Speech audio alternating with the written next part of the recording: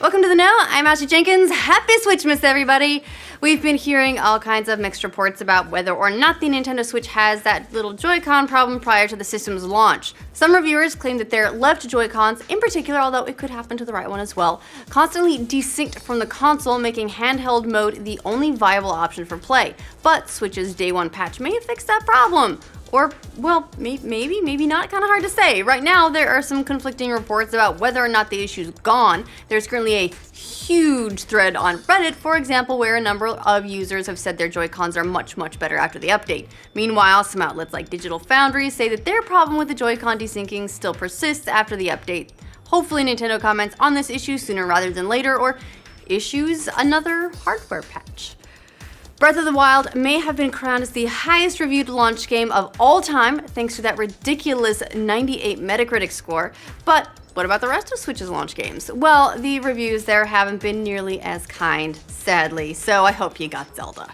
The reviews for 1-2 Switch, for instance, clock in at 61 on Metacritic, with most critics feeling that the game is shallow and gimmicky, not very deep, and too high of a price for what it is. Although, I guess it does do its job of entertaining some friends for an hour or two. In other words, this should have been a pack-in. Time magazine, on the other hand, did call 1-2 Switch the best reason to consider picking up Nintendo's new console.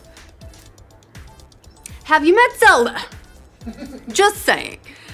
We got some early reviews of Super Bomberman R as well, which are about the same. There's no official score on Metacritic at the time of writing yet because there aren't enough reviews in, but the handful of reviews that have come in so far say the game is an expensive arcade game with little to no single player, although the multiplayer action is fun and lives up to the Bomberman name, which is good because we're going to be playing it on our launch stream today, and we did get it specifically for the multiplayer because multiplayer Bomberman, man.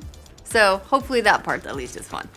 Now, as if launching the super popular, super successful, and super awesome Horizon Zero Dawn this week wasn't enough to combat Nintendo, Sony has another trick up its sleeves. They're reportedly giving the PS4 a significant price drop today, in Europe at least. Multiple retailers throughout Europe have confirmed to Game Reactor that Sony's dropping the price of PS4 down to 199 euros for Switch's release. That's a pretty significant drop-off compared to the 329 euro price of Nintendo's console.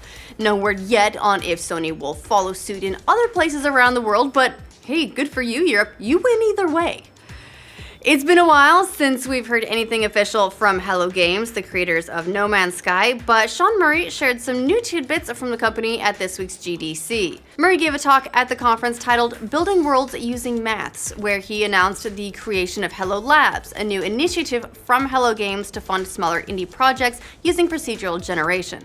According to Murray, Hello Games will fund one or two of these projects at a time, and they've already got one in active development.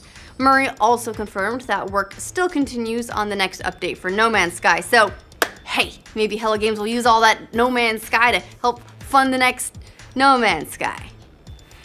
The sequel to the sleeper hit game Sleeping Dogs might be dead in the water, tragically, but apparently the franchise will still live on the silver screen anyway. Deadline reports that the movie adaptation of Square Enix's open-world thriller will star none other than Donnie Yen, the Chinese action star who you might remember from Rogue One, who was one with the Force and the Force is with him.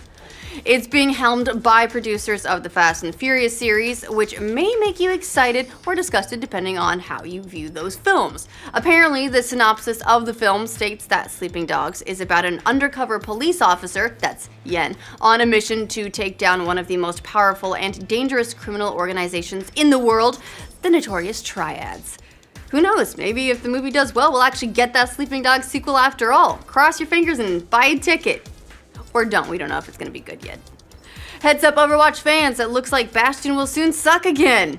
Yeah, just when Blizzard finally made Bastion good. I know, it looks like he's getting super nerfed. Everyone's least favorite mech has mostly been unplayed, but an update this week made him more attractive when it gave him the ability to heal himself on the move and without getting interrupted if he took damage.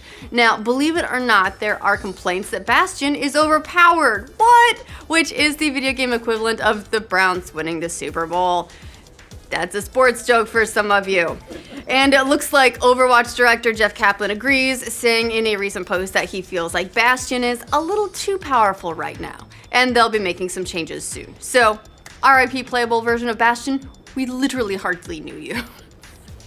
Are you ready to trade Pokemon in Pokemon Go? This is what you've been waiting for, right? Would you like a side order of human contact with that? Because you're getting one. Developer Niantic told Polygon recently that whenever the feature finally comes out, no, of course it's not dated yet, but they're at least teasing it, which means that in a few years we might have it. But when it does, you'll only be able to trade with people physically nearby. That is in keeping with the developer's goal of getting people out of their houses and interacting with others. Still, it is kind of a bummer for people in rural areas who might not have a lot of trading options to fill out their Pokedexes. Also, if you have online friends, turns out they're not really your friends now, that they don't count. At any rate, we're not sure when this is all gonna happen, so, don't get too antsy, but until then, brush up on your eye contact with strangers. Just do what I do, just make eye contact, and then stare at them until they get uncomfortable and leave. We've got some box office projections for Logan, the first R-rated Wolverine movie, and Hugh Jackman's final appearance as the iconic character, unless, and I bring this up every time because I really hope it happens, we can talk him into Deadpool.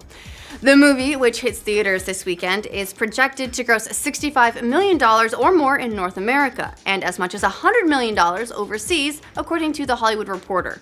Logan is getting the widest US release in history for an R-rated movie. It'll open in more than 4,000 theaters this weekend.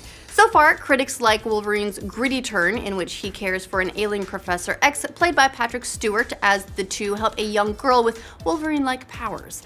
Critics really like it too. It's got a 93% fresh rating on Rotten Tomatoes, and a $65 million opening would put it behind the last two X-Men movies, Days of Future Past, which made $91 million, and Apocalypse, which made $66 million. But it would be way more than 2013's The Wolverine, which made $53 million. So suck it, The Wolverine. Logan. To be fair, we are talking about a rated R movie here, so that is going to hamper some of its haul just a little bit. But as 20th Century Fox proved with Deadpool, an R-rated superhero movie can make a bunch of money if it's good. Looks like the CPU wars are back, baby. Advanced Micro Devices, that's AMD, introduced its Ryzen series of desktop CPUs that are based on the company's new Zen architecture, according to GameSpot. It's the first time that AMD has released consumer CPUs since 2012 and features three models, an 1800X, 1700X, and 1700, whose prices range from $329 up to $499. But reviews were mixed on how good the new CPUs stack up against Intel's.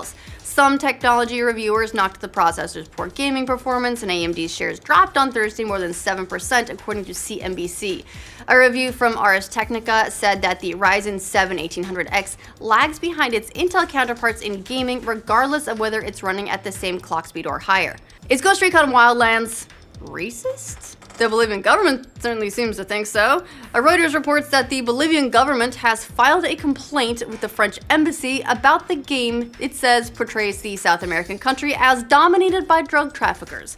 Ghost Recon Wildlands was produced by the French company Ubisoft and launches next week. In the game, a Mexican drug cartel controls Bolivia and has turned it into a violent, anarchic narco state. Bolivia's Interior Minister Carlos Romero said Bolivia has asked that the French government intervene, but added that Bolivia reserved the right to take legal action. In a statement to Reuters, Ubisoft said the game is a work of fiction and that Bolivia was chosen as the background for the game because of its magnificent landscapes and rich culture. The developer also said, while the game's premise imagines a different reality than the one that exists in Bolivia today, we do hope that the in-game world comes close to representing the country's beautiful topography. Yeah, we painted you as like a drug smuggling haven, but look on the bright side, Bolivia. At least you're a very pretty country that's ruled by drug lords. I mean, someone's gotta be the drug lord, guys. It's not like we can just set it in America. Come on.